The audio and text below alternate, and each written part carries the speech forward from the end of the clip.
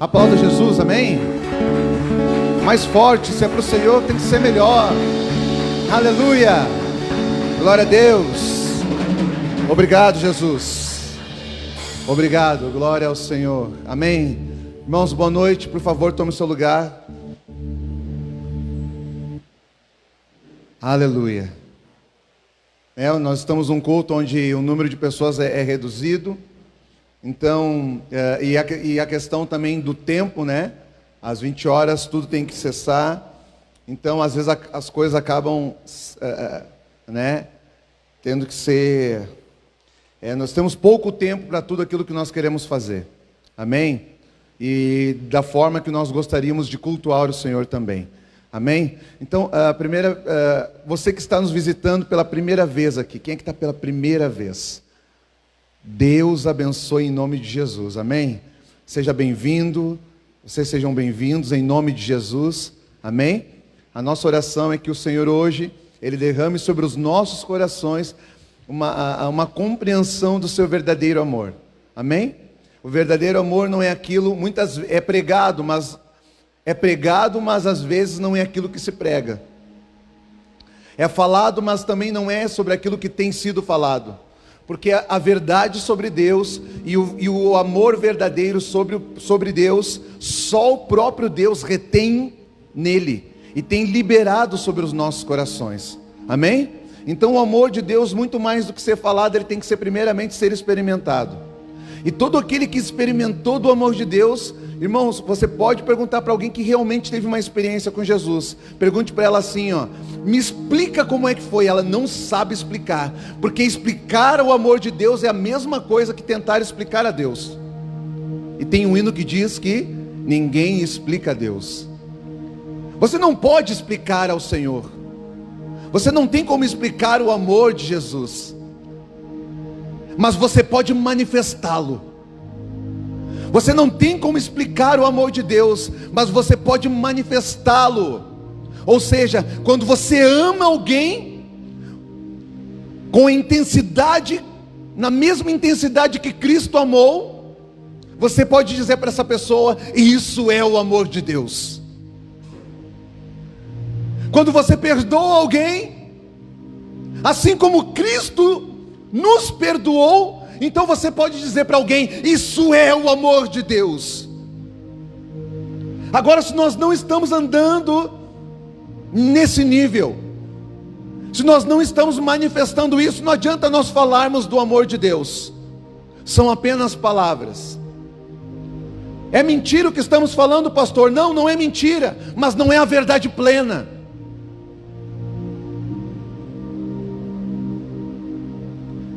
Então o amor de Deus, ele não pode ser pregado num nível de bondade, apenas como um Deus bondoso, um Deus bom.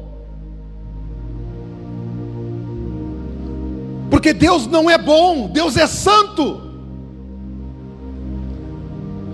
E o motivo pelo qual Ele enviou Jesus a nós, é porque em nós havia e há falta de santidade. A falta de santificação, a falta de santidade gerou a corrupção. E hoje nós vivemos o que nós vivemos.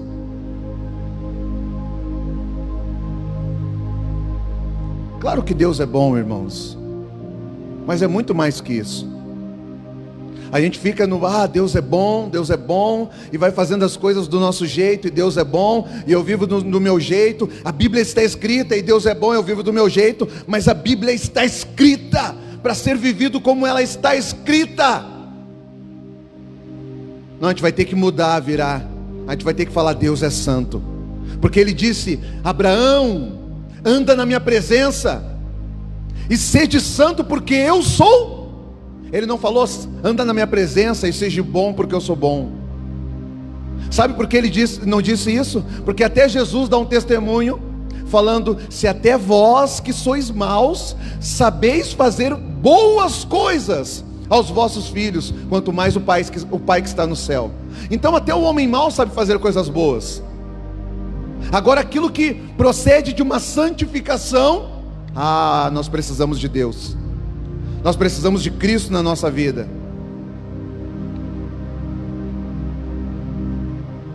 Porque a bondade, ela não vem da santificação. O homem mau também faz coisas boas.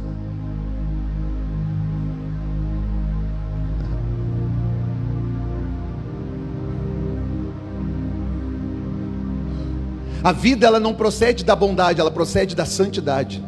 É da essência de Deus. É por isso que nós vamos ter que tocar em algumas áreas da nossa vida. Deixarmos ser tocados pela santidade de Cristo. Áreas de relacionamento. Áreas de relacionamentos, áreas onde são pilares de sustentação na nossa casa, no nosso casamento, onde é necessário caráter e integridade de Cristo,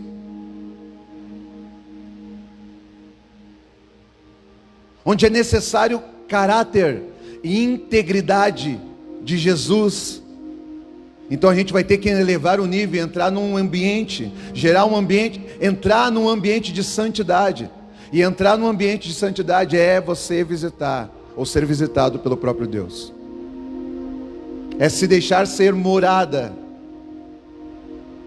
Porque onde Ele está, Ele santifica tudo que está à sua volta. Lembra de Moisés? Tirei as suas sandálias, Moisés, porque o lugar que você está é santo. Agora, por que aquele lugar se tornou santo? Se Moisés sempre ia naquele lugar. Porque aonde Deus está, Ele santifica. Por meio da sua presença, Ele santifica. A presença dEle, Ele toca todas as áreas, todas as coisas, todas as pessoas, e tudo é santificado pela glória dEle. Ou seja, o que nós precisamos hoje é de santidade. Estamos vivendo os frutos da decisão da humanidade. Nós estamos vivendo a vontade da criação. A criação se afastou de Deus, e hoje nós estamos pagando a conta. Eu queria falar um pouquinho disso, amém? E eu estou com pressa, porque eu tenho muita coisa para falar aqui. Eu não sei se eu vou conseguir tudo hoje, mas eu vou começar. Nós vamos dar continuidade num tema que eu preguei a parte 1 semana passada. Está aqui? Arrependimento, cura e avivamento. Eu quero continuar a parte 2 hoje à noite. Você que não assistiu, vá até o YouTube, por favor, e dá uma olhada lá. Amém? Então abra a sua Bíblia em Romanos capítulo 2, em nome de Jesus. Mais uma vez, que a graça e a paz sejam com todos, amém? Nós estamos felizes, nós estamos contentes, né? Hoje é aniversário do Gabriel, nosso amigo aqui, né? Nessa data querida, muitas felicidades, muitos anos de vida, em nome de Jesus, glória a Deus, aleluia. Romanos capítulo 2, falei 1? Falei 2. Romanos capítulo 2 diz assim, leia comigo por favor. Irmão, e preste atenção hoje.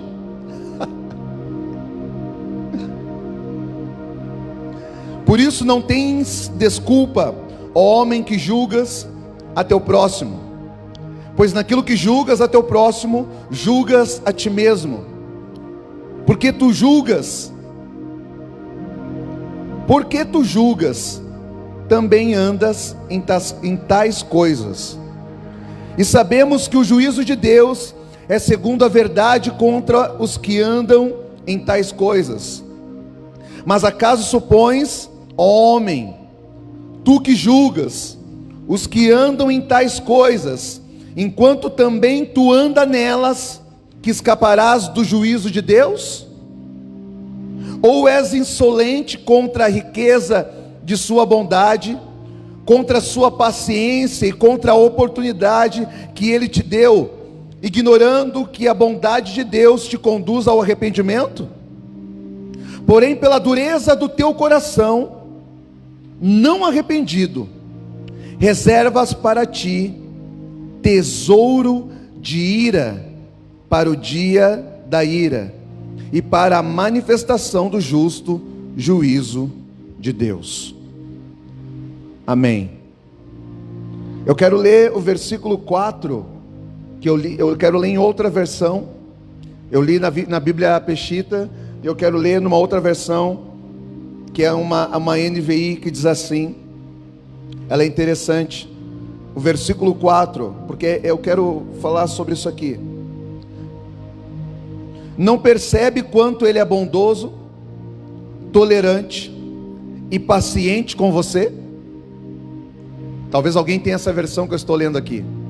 Olha só, verso 4, vou começar de novo. Não percebe quanto Ele é bondoso, tolerante e paciente com você? Você não percebe isso? Agora eu vou continuar. Não vê que essas manifestações da bondade de Deus visam levá-lo ao arrependimento? Amém. Amém. Irmãos, a pergunta é: você não percebe isso? Será que nós não percebemos isso? Não, nós não percebemos. Por isso que chegamos aonde chegamos. A gente não usou da graça, a gente usurpou dela para continuar vivendo as nossas vontades. Como aquele que ignora algo que está estabelecido, o que está escrito. O homem andou de forma como se Deus não existisse. A maioria das pessoas tem experiências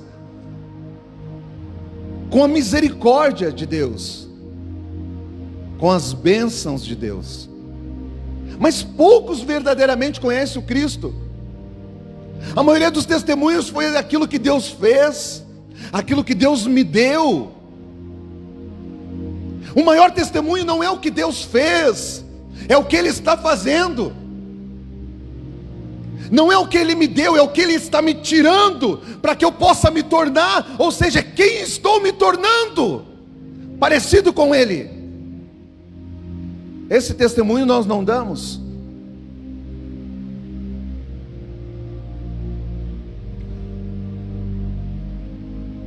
Porque nós não vimos a sua bondade, e se a vimos, interpretamos de maneira errônea, não foi corretamente. Não, irmãos. Eu sei que se a gente pegar Romanos 2 em cima do que a gente estudou aqui, ele vai se remeter muito ao capítulo 1, em casa você lê, porque tem um contexto, e eu não estou aqui pegando um texto para usar de pretexto para aquilo que eu quero falar nessa noite. Não, não é isso. Tem a ver com um contexto no geral. Mas é algo que Deus vem sinalizando e vem tentando chamar a nossa atenção há muito tempo.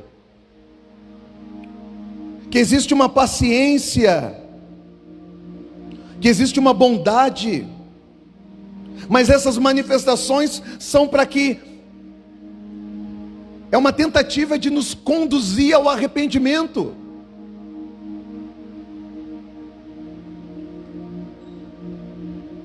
Todo mundo fala num tempo, eu tenho ouvido muita gente falar: depois que passar isso aqui, se prepara, porque vai vir um tempo de avivamento, as igrejas vão lotar. É verdade, nós aqui estamos crescendo sem a gente perceber.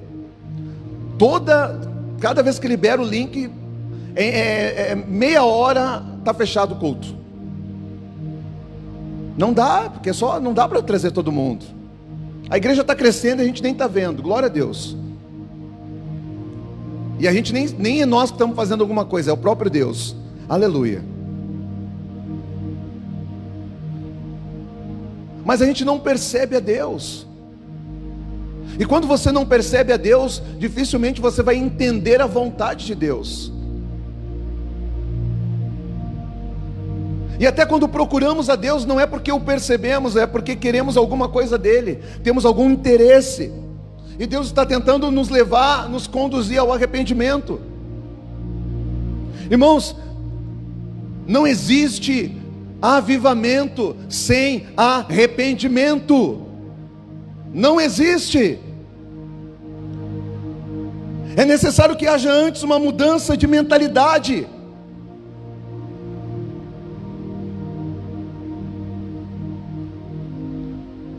Tudo que estamos vivendo é por causa do quê? Por causa da posição de alguns, de muitos. a forma como tem se posicionado e andado, posicionamento. Agora, para corrigir o curso de tudo isso, como é que você faz?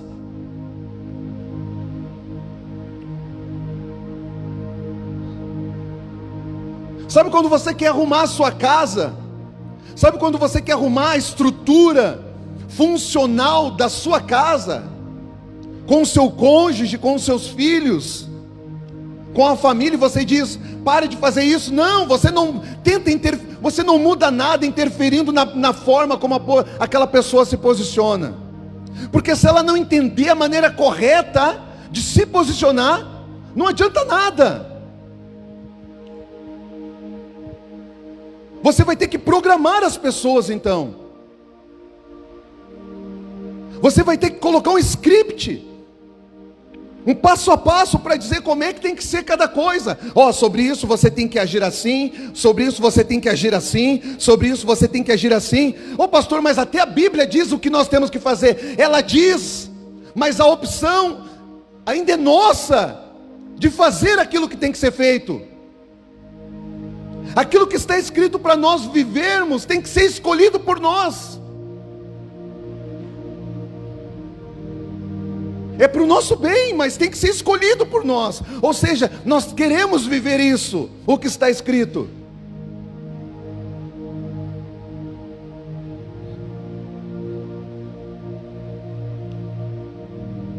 Não adianta estar escrito se ninguém quer viver o que está escrito. Não, tem que ter uma mudança de mentalidade, é uma metanoia, é uma transformação. Se não houver entendimento, até os posicionamentos corretos, tais posicionamentos se tornam discutíveis. Porque não adianta você fazer aquilo que você quer fazer pela posição, se você não tem uma intenção correta. Ou seja, se aquilo que está levando você a fazer o que você faz, se não for movido pelo Espírito, ou seja, o ponto de partida tem que ser uma essência, uma intenção correta, não da carne, mas do Espírito. Você lembra daquela mulher que entrou na casa de Simão, o curtidor, e ela quebrou o vaso de alabastro, lembra? Você lembra o que o discípulo falou? Nós poderíamos ter pego o valor desse perfume e ter vendido, pegado dinheiro e ter dado aos pobres. Você lembra disso? Jesus falou assim: aos pobres vocês sempre terão, a mim nem sempre.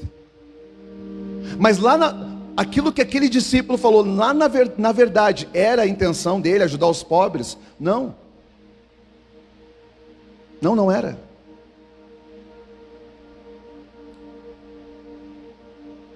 Ele achou um desperdício ungir Jesus com aquele perfume caro. Jesus, ou seja, ele mesmo não reconhecia Jesus como o Cristo. Então não adianta ter uma aparência de santidade, uma aparência numa posição correta, se a intenção do coração não estiver alinhado com os céus. E tem muita gente vivendo assim.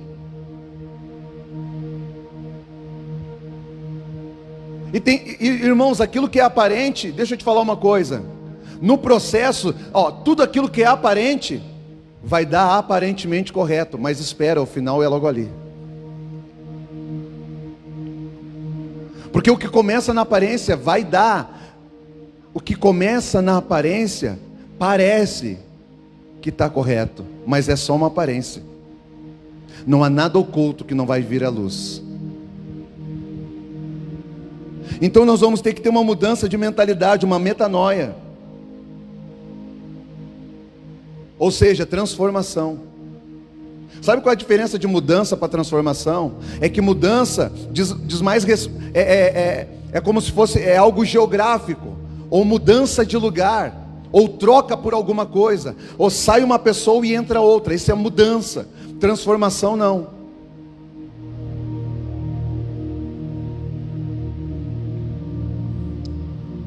Transformação tem a ver com alteração, que modifica, que dá uma nova forma. É uma metamorfose. Transformação, lembra da borboleta? Toda borboleta sempre foi borboleta? Não, antes era ela uma lagarta.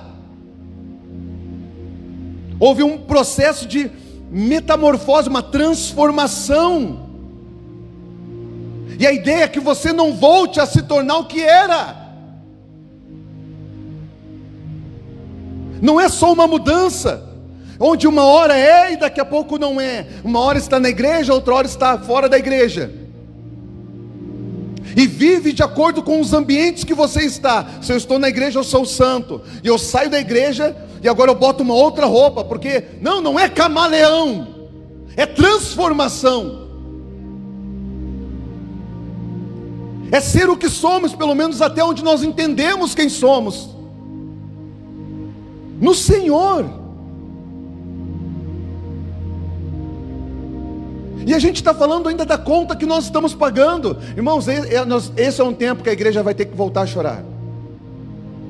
Se a igreja ela não tiver o entendimento que ela faz parte disso tudo, nós somos os mais miseráveis. Não adianta nós pegar e apontar para o mundo, apontar para o homem. Ei, nós somos homem também. E a igreja que erra, nós fazemos parte dela. Se o nosso coração não for um coração de arrependimento, se lá na sua casa você consegue reunir, e você consegue detectar tudo que está errado, e você não se sente parte disso, você está perdido. Você acha que a culpa é dos outros e o maior culpado é você. Se o teu casamento não está legal, se o relacionamento com os teus filhos, você consegue detectar todas as coisas, você não precisa ser responsável 100%, mas se você não consegue se ver, aonde a tua parcela nisso, provavelmente, você não é responsável pelo todo, mas uma boa parte desse bolo é teu, pode pegar. Porque é muito fácil colocar a culpa nos outros. Difícil é nós assumirmos a nossa posição. É por isso que nós precisamos andar com Jesus. A transformação, aperfeiçoamento, ela é um processo. Agora ele não se dá da noite para o dia, porque é um processo, e não se dá de qualquer forma. Ou seja, se você andar, tem um ditado do mundo que diz assim, né? Me diga com quem tu andas, eu te direi quem és. O quem é mais velho que sabe o que eu estou falando. Os mais novos também de repente não. Me diga com quem tu andas, eu te direi quem é. Assim, né? É assim? E provavelmente você ficará muito parecido com essa pessoa que você anda.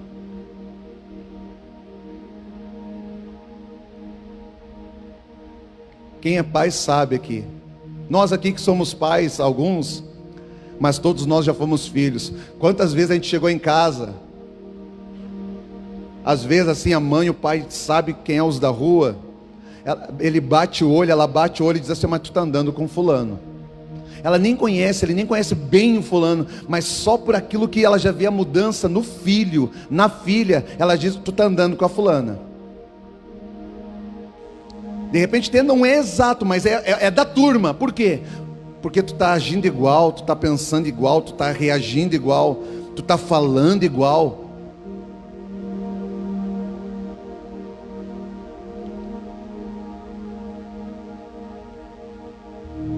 Isso quebra o ditado mundano. Não precisa nem me dizer com quem você anda. Só vamos andar juntos, e eu vou te dizer com quem você está andando. Porque o contrário também é verdadeiro. Talvez algumas pessoas aí fora não conheçam Jesus, mas aquele que conhece Jesus vai identificar o Cristo na sua vida.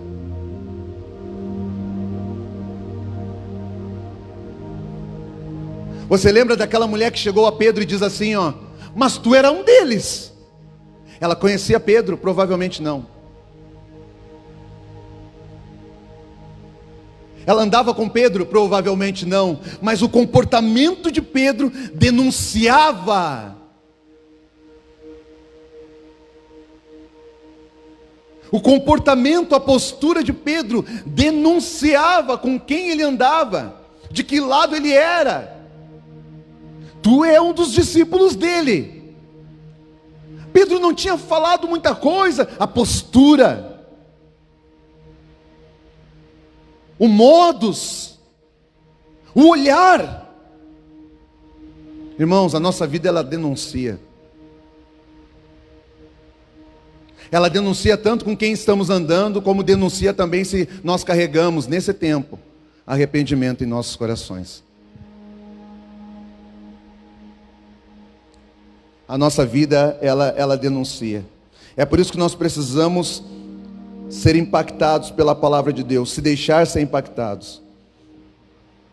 Nós precisamos mudar a partir de um start transformador que só Deus pode dar na nossa vida. Talvez alguns de nós, ou a maioria de nós, porque todos somos assim, a gente sempre tem alguma coisa que a gente quer mudar. Claro que na maioria das vezes a gente quer mudar na vida do outro, não na nossa. A gente todo dia, toda hora a gente quer mudar alguma coisa. Na casa, no trabalho, no lugar que nós vamos, na igreja. Pastor, vamos pintar de branco essa parede. A gente quer mudar alguma coisa. Na vida dos outros, não na nossa.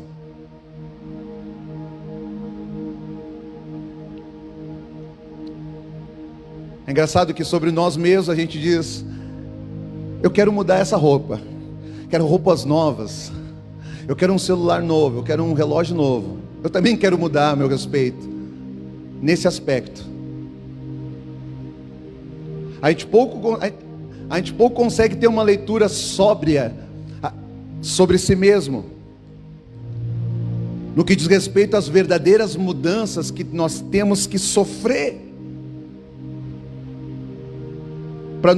para nos tornarmos não só parecidos com Cristo, mas uma pessoa melhor, um pai melhor, um marido melhor, uma esposa melhor, um amigo melhor, um irmão em Cristo melhor, um cidadão melhor, um funcionário melhor. Não, o culpado é a igreja, o culpado é o sistema. Ei, irmão, Jesus veio num tempo específico, ele não escolheu o tempo. Ele veio num tempo específico e ruim para ele. Agora, alguma coisa interferiu naquilo que ele tinha que fazer? Ele deixou de cumprir o que ele tinha que cumprir? Por causa do sistema, por causa das resistências? Ah, mas ele era Deus, mas venceu como um homem, para mostrar aos homens que é possível. Não venceu como um Deus, venceu como um homem.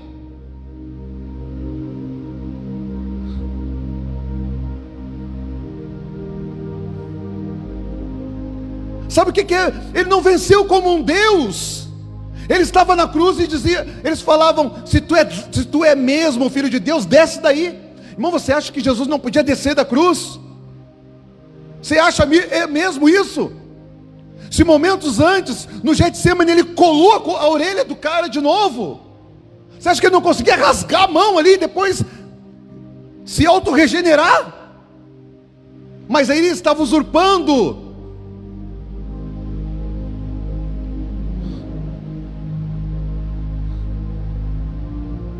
de ser Deus.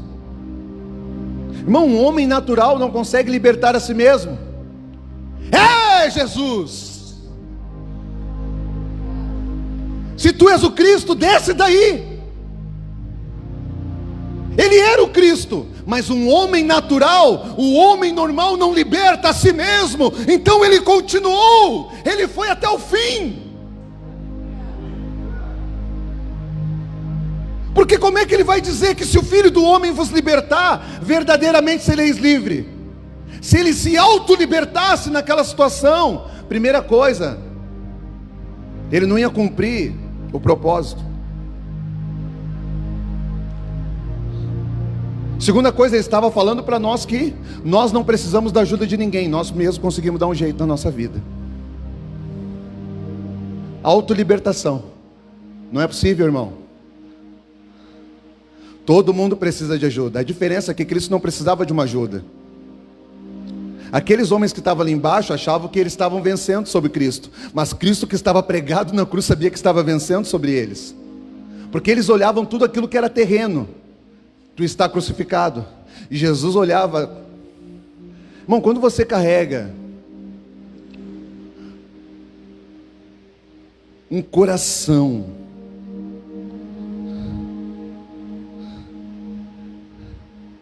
que tem todos os atributos, todas as virtudes do Pai, você já não pensa em si mesmo. Então ele sabia que ele estava naquele lugar, mas não por ele não pecou. Ele mesmo, sabe por que Jesus falou assim, ó? Pai, perdoa eles porque eles não sabem o que fazem. Os caras que estavam falando dele. Jesus não estava ali por ele. Jesus estava ali por causa do amor do Pai pela vida deles. Se ele não fosse até o fim, nós não poderíamos nos voltar novamente para Deus e nos reconciliarmos com Deus. Não seria possível. A ponte foi quebrada. Não, por isso que ele foi até o fim. Jesus não tinha pecado, Jesus não tinha do que se arrepender. Jesus morreu vazio. Tudo que ele trouxe consigo, ele entregou. Ele amou até o fim. Ele perdoou todos que tinham que ser perdoados. E continua fazendo até hoje, porque ele não está morto. É nós que precisamos aprender com Deus. Mas não tem como aprendermos com Deus, porque para aprender com Ele tem que estar perto dEle. Mas nós só nos achegamos perto do Pai se houver fé e arrependimento.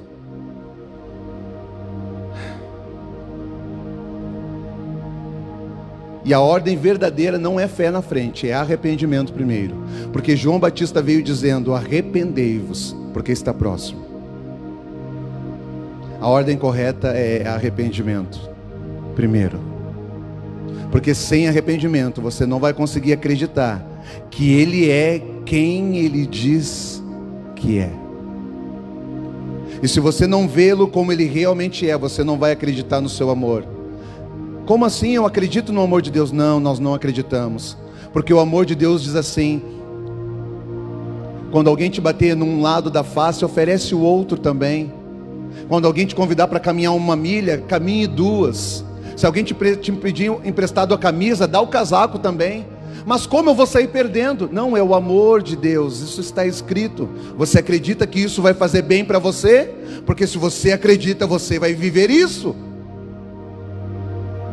Você não vai ficar questionando se é errado, se não é, mas o que você acha, não, o que você acha, não. É o que está escrito. Então, se você quer mudança, não faça nada a partir de você mesmo.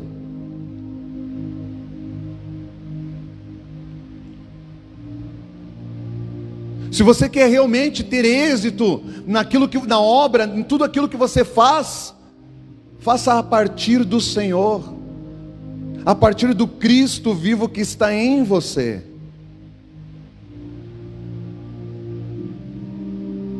Irmãos, muitos de nós já aprendemos que se a gente quiser se dar bem, e olha que lá no fundo nem é isso aí, né? Você quer se dar bem, tem que estudar, tem que trabalhar, tem que ralar, tem que correr atrás. Não dá para ficar dormindo até meio-dia, tem que acordar cedo. E você vai se dar bem, provavelmente.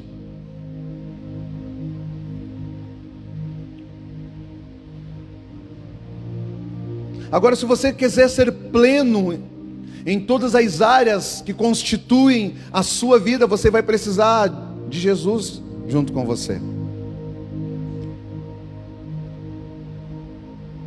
Quantas pessoas que nós vemos que elas têm sucesso numa área, mas não têm sucesso na outra? Às vezes tem sucesso em 2 áreas, mas em uma não tem. Parece que a vida ela não consegue ser equilibrada. Aí às vezes assim, às vezes até parece que tem um equilíbrio em todas as áreas, mas aí ela mesma é uma pessoa que não, ela vive crises. Ou seja, nunca fecha. Tem que estar sempre correndo atrás. Não, irmãos. Quando a gente ouve dizer, alguém falar que sem Jesus não dá, é verdade isso.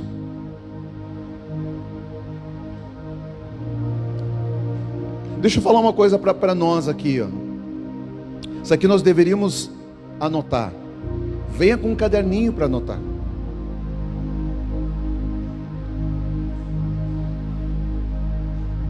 A maioria das coisas que a gente fala aqui numa mensagem, numa pregação, você não consegue reter. É muito pouco o nível que você consegue reter, o conteúdo. E logo em seguida você já esquece. E é por isso que às vezes não consegue dar continuidade. Porque às vezes a gente libera algumas chaves aqui, mas você, como é que é mesmo? Foi. Bom, se a gente não sabe como é que é mesmo, vamos fazer o que a gente já estava fazendo. E esse é o problema, fazer o que já estava fazendo. Quando você faz o que já estava fazendo, você não faz o que tem que ser feito. Irmãos, não será transformado fora de você nada, sem que antes não tenha sido transformado em você mesmo.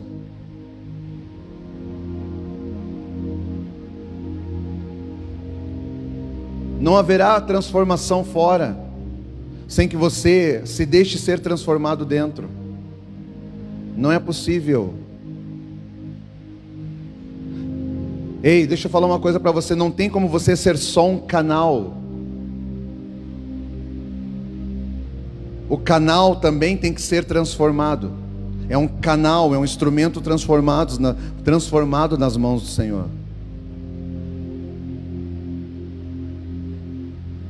Porque a ideia é gerar vida nas pessoas. É salvação da alma. É transformação.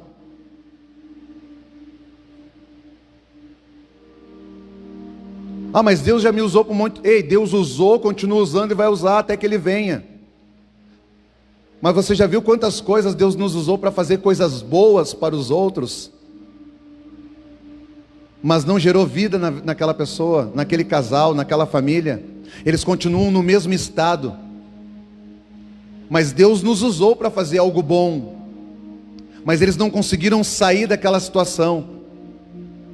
Mas Deus nos usou para ser uma bênção, mas eles não conseguiram ativar uma transformação. Ou seja, continuam vivendo as mesmas coisas, os mesmos problemas, sofrendo as mesmas chagas, tendo que carregar o mesmo peso. Mas nós fomos usados para fazer alguma coisa boa, e talvez até importante na vida de alguém, mas não impactamos com vida. E se não há impacto de vida, não há transformação na sua essência.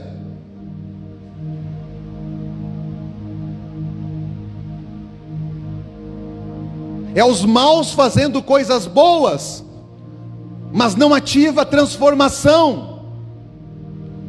Quantas pessoas eu já vi, algumas eu ajudei a levar para um desafio jovem, porque estavam em situação de usuário de drogas, não conseguia se libertar, e não vai conseguir mesmo, precisa de ajuda, e você leva lá. Isso é uma coisa boa.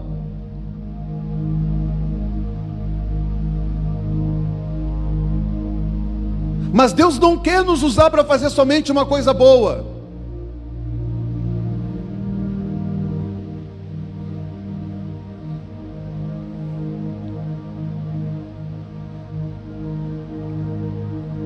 Se carregamos o que Cristo carrega, irmãos, Pedro e João, quando eles estavam à entrada do templo chamado Formosa, tinha um coxo na porta, e o coxo olhando para eles com uma expectativa de receber alguma coisa, olhando para eles, Pedro parou na frente dele e disse assim: não tenho nem ouro nem prata, não posso te pagar um café, não posso te pagar nada, mas o que eu tenho eu te dou. Aquele homem tornou a andar. Isso foi uma coisa boa, mas quando ele andou, ele glorificou a Deus. Isso foi uma coisa muito mais do que boa. Isso foi vida. Porque tudo que nós viemos a fazer na vida de alguém, se aquela pessoa não é ativada em reconhecer que ela precisa de Deus, ela não foi ativada em vida. Ela pode ter até uma enfermidade sarada, curada. Você já viu na Bíblia que algumas pessoas, Jesus falou assim, foi curado, e aí Jesus fala assim, vá, mas não torne a fazer o que você fazia antes, para que nenhum mal te aconteça. Por quê? Porque elas receberam a bênção de Cristo, a cura, mas não receberam o próprio Cristo em seus corações. E Jesus, que viu o coração do homem, para alguns ele falou isso. Porque ele não vai tirar, porque tu não acredita, porque tu não creu em mim, eu não vou te curar. Não, ele curou. Só que ele mesmo falou assim, cuidado para que não te aconteça algo pior. Então anda na linha. Por quê? Porque as pessoas só querem aquilo que Cristo pode dar para elas. Elas não querem na sua vida o que Cristo pode ser nelas. Lembra da multiplicação dos pães? Ele multiplicou o pão, mas o que ele falou antes? Na verdade, vocês só estão aqui por causa que vocês estão com fome. Vocês querem pão de novo. Vocês estão atrás de mim por causa daquilo que eu faço para vocês, não por quem eu sou para vocês.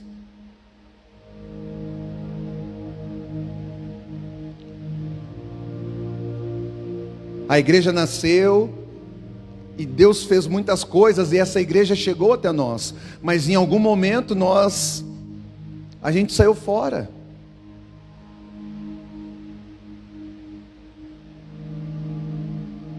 A gente deixou que as movimentações do reino tomassem uma proporção muito maior nos nossos corações. Os crentes vivem como se essa vida fosse a única vida a ser vivida.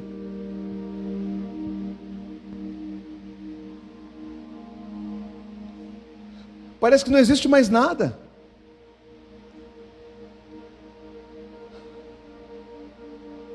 A maioria está procurando por um fogo, uma movimentação de poder. Ei, deixa eu falar uma coisa: os sinais acompanharão os que creem, não é os que creem acompanham os sinais.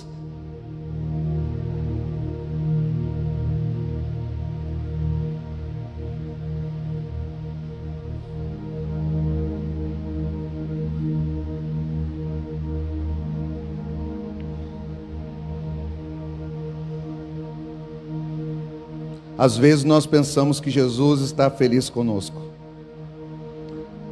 E por Ele estar feliz conosco, Ele não está requerendo mais nada de nós. Não, irmãos. Não confunda a bondade de Deus, a paciência de Deus. Não faça uma leitura errada sobre isso. Não vê que essas manifestações da bondade de Deus visam levá-lo ao arrependimento? Irmãos, não haverá avivamento sem arrependimento. Todo avivamento ele começa com arrependimento. Primeiro dos filhos. Depois a criação vai ver e vai ser tocada pela mesma unção, pela mesma graça. E vai fazer a sua parte de se voltar para o próprio Deus. Por que primeiro pelos filhos? Por que primeiro pelos filhos?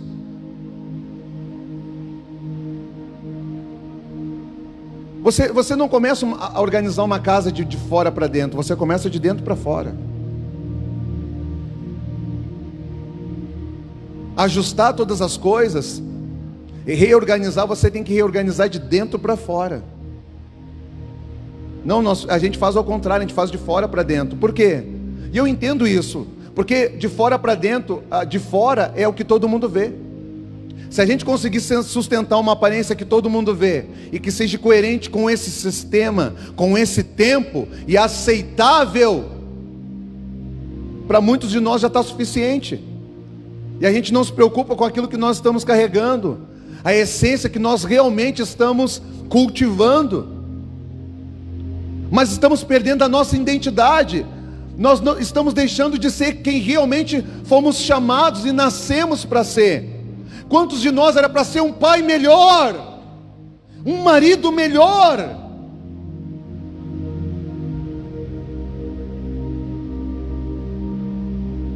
Mas a gente se acostumou a nos enquadrar ao modelo estabelecido por um sistema. Não, o mundo nunca foi referência para a igreja. A referência nunca esteve fora, a referência sempre veio de dentro. Ou você quer que o seu filho ande igual alguém que ele viu na rua? Me fala, irmão. Você quer que a sua filha ande e viva de acordo com o que ela vê na televisão? É isso? Não, as referências nascem dentro.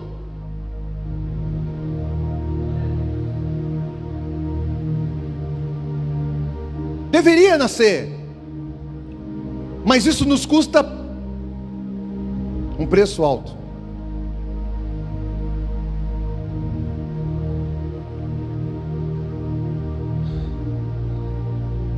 Porque vai envolver ter que nós negar a si mesmo.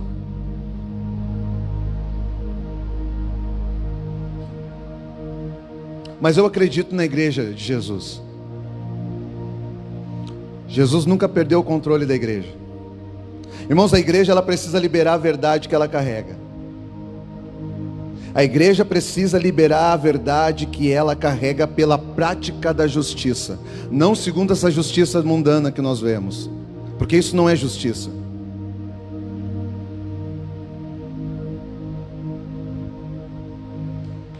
Vou te dar um exemplo de justiça de Deus.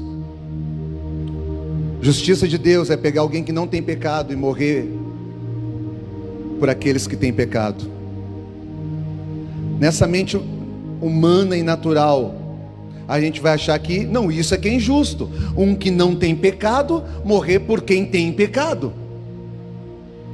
Na mente humana, isso é injusto. Na mentalidade de Deus, isso é justiça. Alguém que não tenha pecado, morrer pelos que têm pecado. E por que se torna justiça?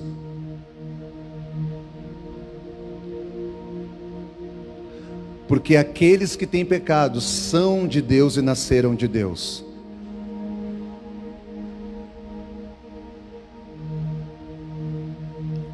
O homem verdadeiramente ele só consegue viver com Deus. Mas se o próprio Deus não fizer algo para reconciliar o homem e trazer de novo para si, o homem nunca conseguirá se voltar para Deus. Ele não vai encontrar. Então é justo que aquilo que é de Deus torne para Deus novamente, porque é amor. Isso é o amor do Pai. E é por isso que Ele faz com que um que não tenha pecado venha morrer por todos que têm pecado. Porque se Ele não fizesse isso, nós não poderíamos nos voltar para o Senhor.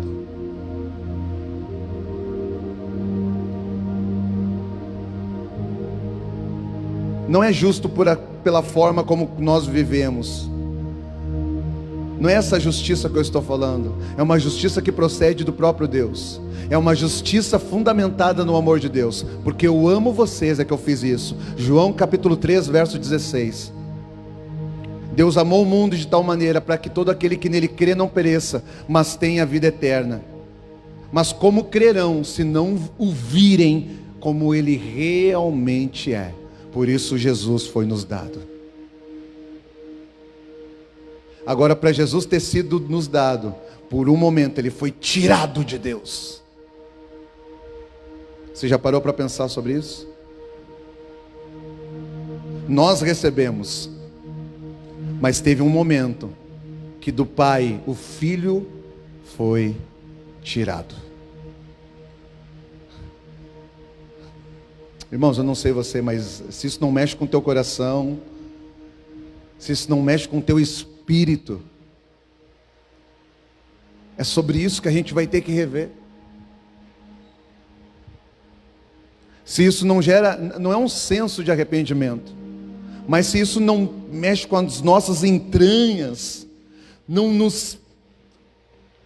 ativa algo, sei lá, uma unção posicional,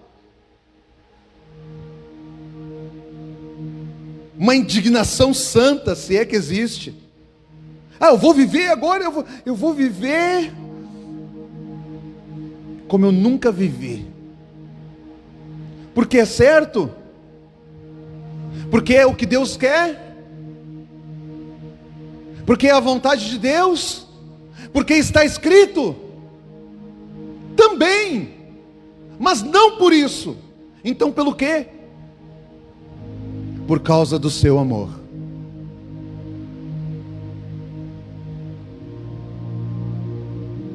Porque se você não viver para o Senhor, por amor, não viverá por mais nada.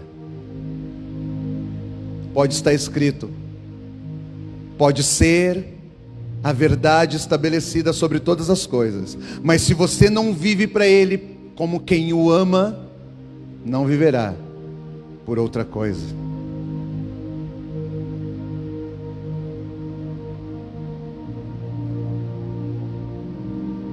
E não tem outro jeito, porque esse é o meio correto, é a maneira correta. E por que é?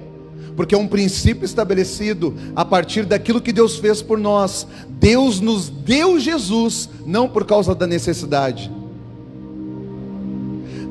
Deus conseguia olhar o homem e ver, o homem tenta voltar para Deus, mas não consegue.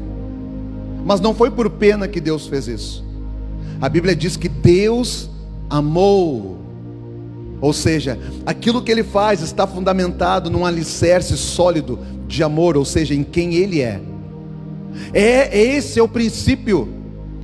Essa é a base que nós deveríamos fazer tudo aquilo que fazemos, fundamentados em amor. Porque quando você faz fundamentado na base sólida e correta, não a partir do que eu acho, do que eu penso, do que eu sou, mas daquilo que Deus estabeleceu como sendo correto, irmãos, as demais coisas, as coisas vão acontecer naturalmente, de forma sobrenatural, mas por causa de um fundamento correto. Por que nós brigamos como um casal? Faz parte, mas por que tem às vezes coisas extremas?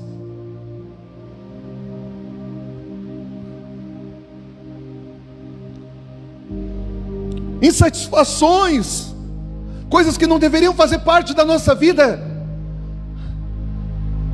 Fundamento. O fundamento. Porque não tem a ver com aquilo que nós estamos fazendo. Tem a ver com a motivação, com a intenção que faz a gente fazer aquilo que a gente está fazendo. E aí você vai se lembrar que em 1 Coríntios capítulo 13 diz que o amor,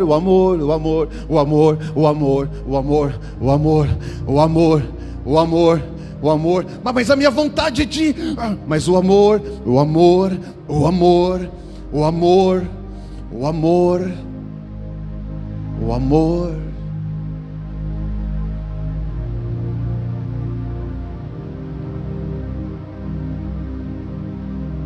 E a nossa cabeça está tudo tão confuso que o aspecto de amor deixa fazer o que ele quer fazer, deixa ela fazer o que ela quer fazer, passa a mão, perdoa. Ei, irmão, perdoa, mas não sustenta essa posição. Isso não é amor. Você sabia que o amor, ele também diz não?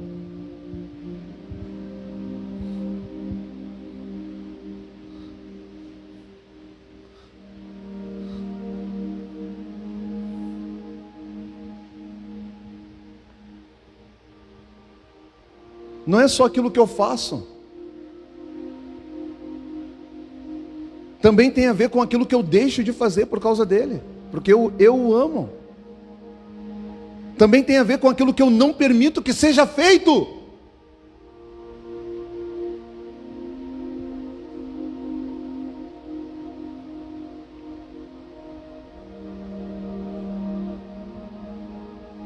Eu não vou conseguir terminar. Semana que vem a parte 3.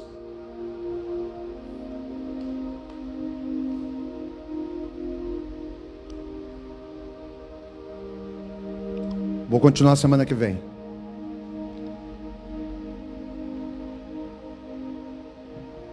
Sem arrependimento não há avivamento. Só que quando há um avivamento, o avivamento é uma cura. Eu quero terminar falando um pouquinho disso aqui para você. Nós viemos aqui umas 2 semanas atrás fazer um curso de prevenção de incêndio. É necessário pelo contexto da igreja. Beleza. 4 irmãos aqui. E o bombeiro, o tenente Jatair Sapiranga, pastor, estava aqui ministrando conosco sobre o curso, termos técnicos, nos dando conhecimento de como agir, procedimentos. Se alguém desmaiar aqui, a gente já sabe o que fazer. Só não vamos tentar agora, tá, gente? Não faça isso agora conosco, né? Como é que faz se alguém tiver um infarto? Né, Éder? A gente estava aqui. Se uma pessoa tem uma parada, a gente aprendeu algumas coisas. Esperamos, claro, nunca precisar usá-la, né? Meu Deus. Mas no meio do aprendizado ele diz assim: você sabe o que nos termos técnicos de um bombeiro, dos bombeiros, você sabe qual é a diferença do fogo para o incêndio? Ele falou: fogo é aquilo que é algo controlado. É possível controlar o fogo. Nem todo fogo é um incêndio. Nem todo fogo tem um incêndio, mas todo incêndio tem fogo. É óbvio, né? Mas a diferença é que fogo é algo controlado. Incêndio é quando perdeu o controle. Eu falei: uau. Outra coisa que ele disse para mim, que ele disse para nós eu anotei isso aí, né, irmão? Estou aprendendo aqui, ó. Outra coisa que ele diz o fogo, ele tem é um termo que se chama o triângulo do fogo. Eu fui buscar isso aqui também. Eu gostei disso. Para acontecer fogo tem que ter três componentes: calor, oxigênio e combustível. Se um desses faltar, não há como ativar fogo. Calor, paixão, oxigênio. Todo ser que respira. Combustível. Se você não vê Deus como Ele realmente é, e se isso não é uma verdade no seu coração, não há como gerar fogo. E sem fogo não há avivamento, porque não existe incêndio sem fogo. E nós falamos de avivamento como igreja. Nós não sabemos nada.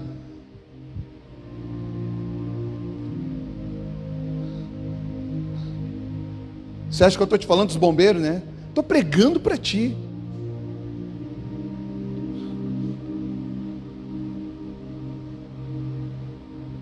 Essa é a diferença do fogo para o incêndio. Aí eu fui procurar sobre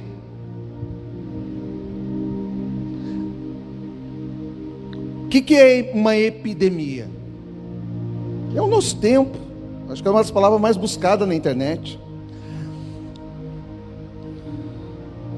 Epidemia é quando há ocorrência excedente de casos de uma doença em determinados locais geográficos ou comunidade.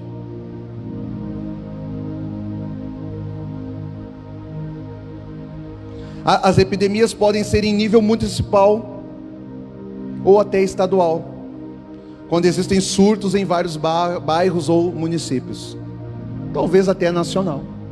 Isso é uma epidemia. Agora, o que é uma pandemia?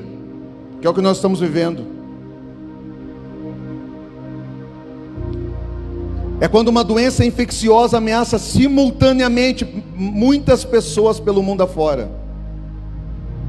Não tem a ver com a ligação, não tem a ver com a gravidade da doença, mas sim pela sua abrangência geográfica. Mesmo que não matasse como está matando, mas se estivesse sobre o mundo como está, seria também uma pandemia. Não tem a ver com a sua gravidade, tem a ver com a sua expansão.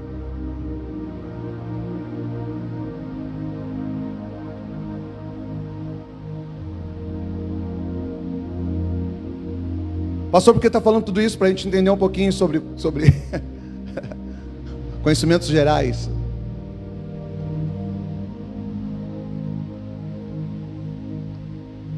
Mas para nós também entendermos que se nós quisermos cura para a cidade de Canoas, para o estado do Rio Grande do Sul, para a nação brasileira, para as nações, irmãos, o que nós estamos vivendo agora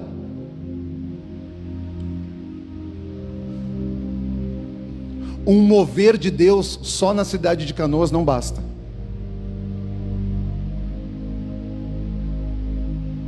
O que nós estamos vivendo neste momento, nós precisamos de um avivamento. Por quê? Porque avivamento diz respeito ao mundo todo. Não pode ser um avivamento local, uma movimentação que se dá numa cidade, num estado, não.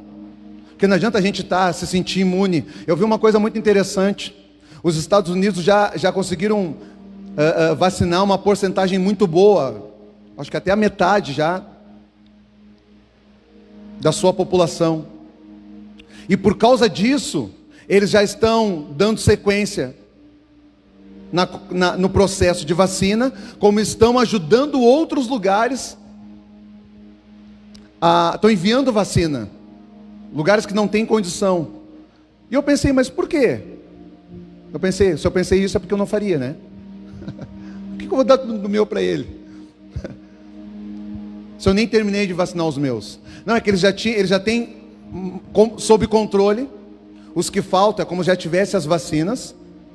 E aí a pessoa que o professor, a pessoa que estava falando, diz assim: não adianta só eles estarem imunizados se tudo ao redor do mundo continua do jeito que está.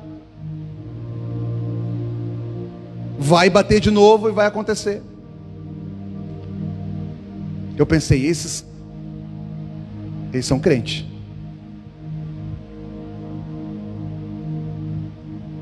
Porque eles têm uma mentalidade diferente. Não quero entrar em outros aspectos, não estou defendendo os Estados Unidos, não tem nada a ver com isso. Estou falando de um estudo que eu ouvi. O que nós precisamos hoje, não adianta as Canoas estar imunizada pela glória de Deus.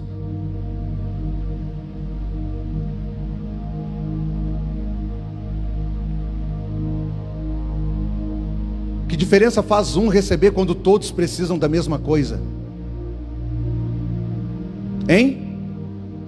Que diferença faz um só receber quando todos precisam da mesma coisa? Aí você vai se lembrar do Evangelho de João capítulo 1, que diz assim: veio para os seus, mas os seus não o receberam. Mas a todos os quanto os receberam, foi-lhes concedido o direito de serem chamados filhos de Deus. Era para ser só para os judeus, era para ser só para Israel. Glória a Jesus. O que adianta dar para uma coisa que todos nós precisamos? E o Evangelho chegou hoje até nós. E hoje a igreja ela tem essa arma, essa ferramenta, essa condição, está nas mãos da igreja. É sobre isso que eu quero falar semana que vem. Porque você é igreja, irmão. E se nós que somos igreja, não estamos andando de acordo como nós realmente deveríamos andar, nos portando como deveríamos nos portar, nos movimentando como deveríamos nos movimentar, não há diferença entre nós e aqueles que não conhecem Jesus. Não há. Se coloque de pé comigo.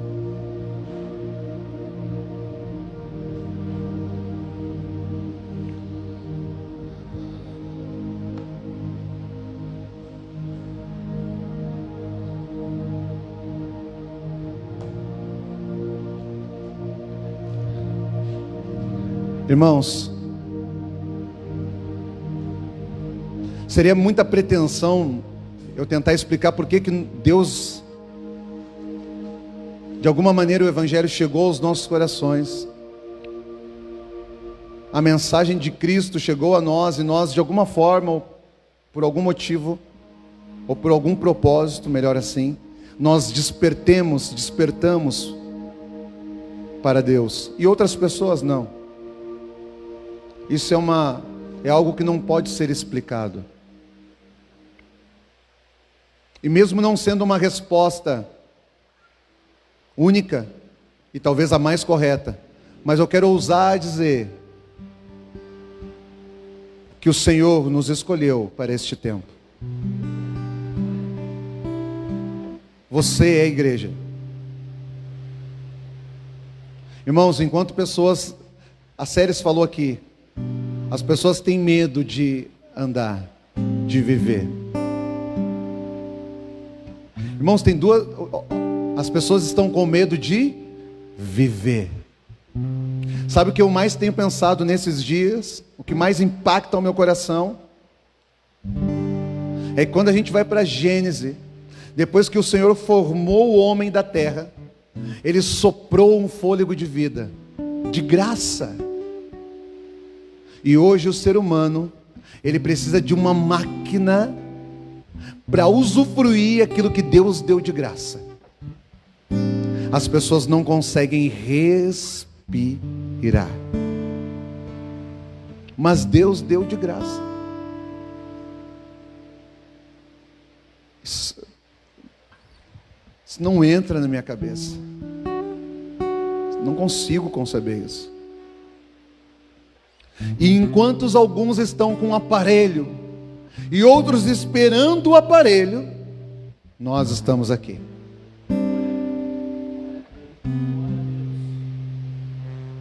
Irmãos, se não houver em nós uma mudança de mentalidade, é viver de forma, não é somente para agradar a Deus, claro que sim, mas é como se falasse para si mesmo: eu vou fazer valer a pena. Irmãos, faça valer a pena. Faça valer a pena.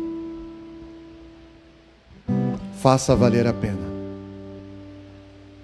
Não por aquilo que nós falamos somente, não por aquilo que fazemos, mas por quem somos. Porque tudo que falamos e fazemos é a partir de quem somos. E se somos filhos, vivamos de acordo com o Pai.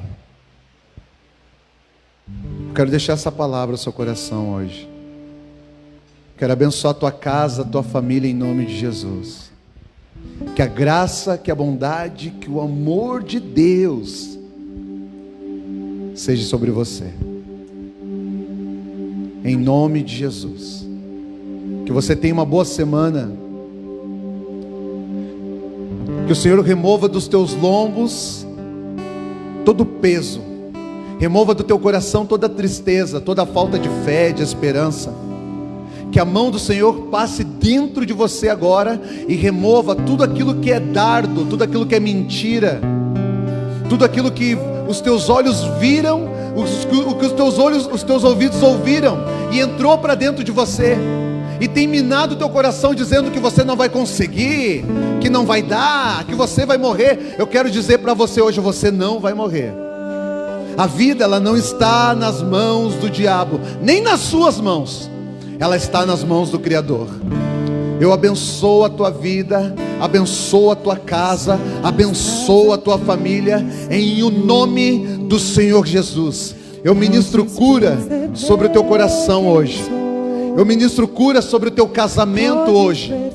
Ainda que alguém possa ter sentido algum sintoma do vírus letal, do vírus invisível, alguém que está sentindo sintomas do vírus de separação, do vírus, o demônio de contenda, que mina a fé, que mina a esperança, que gera incredulidade.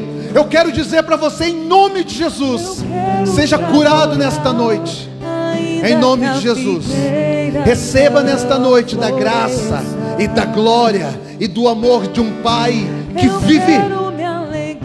Se o Pai vive, o amor do Filho vive dentro de vós. Ele está dentro de vós. Seja renovado hoje. Você é filho, e não é por aquilo que você faz, é por quem Deus te fez para ser. Pois tu és fiel, eu te abençoo em o nome de Jesus Cristo, de Jesus Cristo, de Jesus Cristo, de Jesus Cristo. A todos uma boa semana. Deus abençoe em nome de Jesus. Aplauda o Senhor. Aplauda o Senhor. Aleluia. Aleluia. Obrigado, Senhor. Oh Deus. E ainda que eu não mereça, permaneces assim, fiel, Senhor, meu Deus. Até domingo que vem. Deus abençoe. Tchau, gente.